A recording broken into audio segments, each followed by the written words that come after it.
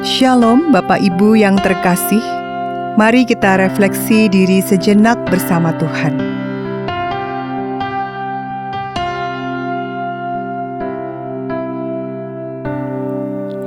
Kau penulis hidupku, Kau membuat segalanya baru. Engkau di dalamku dan ku ada dalammu. Tak ada yang tak mungkin bagimu.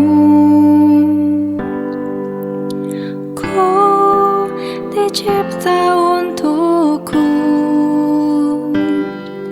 untuk membawa harum namamu.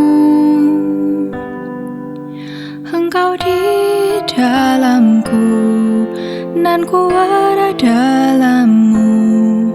Kini ku datang mencari wajahmu,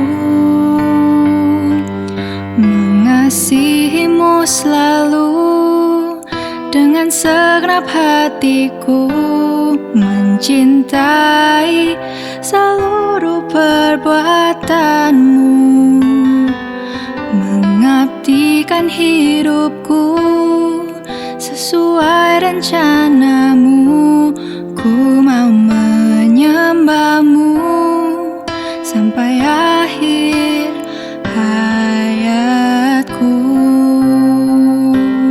mengasihimu selalu dengan segenap hatiku, mencintai seluruh perbuatanmu, mengabdikan hidupku sesuai rencanamu. Ku mau menyembahmu sampai akhir hayatku.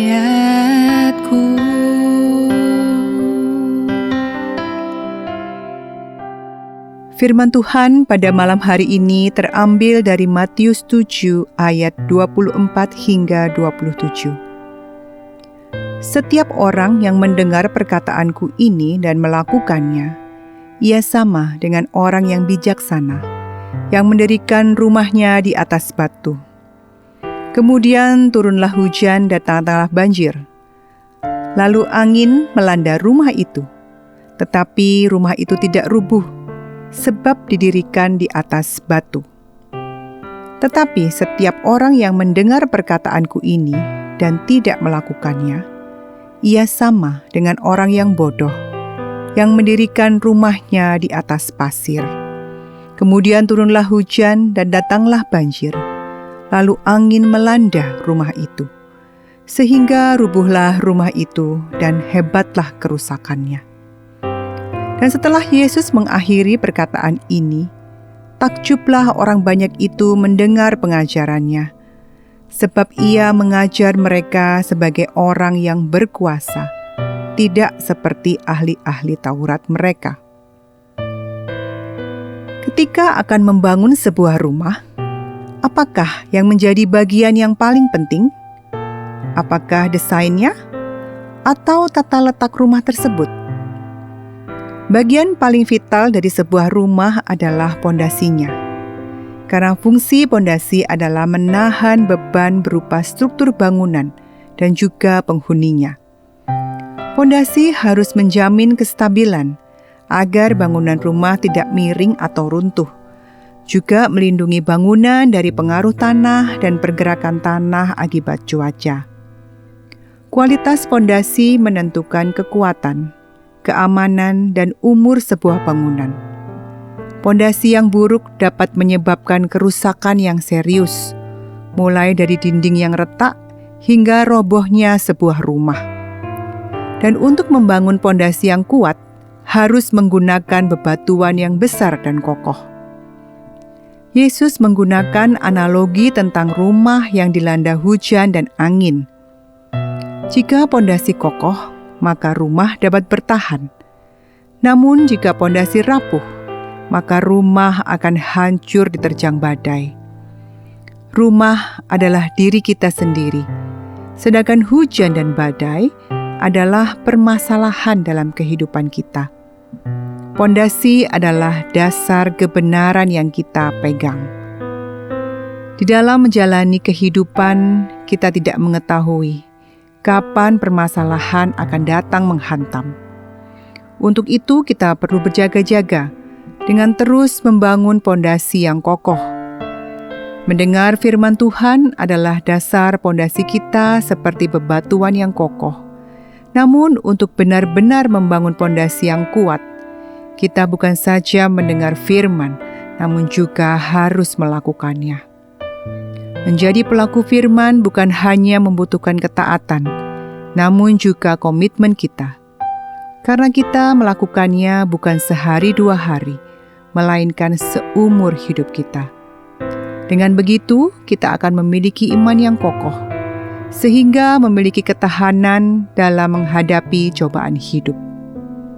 Hidup yang dibangun dengan Kristus sebagai dasarnya, dan melakukan firman Tuhan seperti rumah yang dibangun di atas pondasi yang kokoh, tidak akan hancur diterjang badai. Mari kita berdoa. Bapa dalam surga, sungguh bersyukur kami memiliki Engkau dan memiliki Yesus sebagai teladan yang sempurna bagi kami. Kami adalah anak-anak-Mu yang lemah dan terbatas, sehingga terkadang kami hidup tidak sesuai dengan keinginan-Mu. Ajarlah kami untuk terus taat padamu, menjadi pelaku firman, agar kami terus membangun pondasi yang kokoh di dalam Engkau.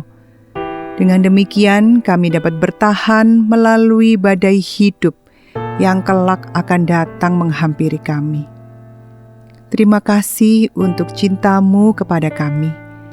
Malam hari ini kami ingin beristirahat. Jaga dan lindungi kami, jauhkan kami dari segala yang jahat. Segala kemuliaan hanya bagi-Mu. Haleluya. Amin. Mengasihi-Mu selalu dengan segenap hatiku, mencintai seluruh perbuatan-Mu, mengabdikan hidupku sesuai rencana-Mu. Ku mau menyembah-Mu sampai akhir hayatku. Selamat malam, selamat beristirahat. Tuhan Yesus memberkati.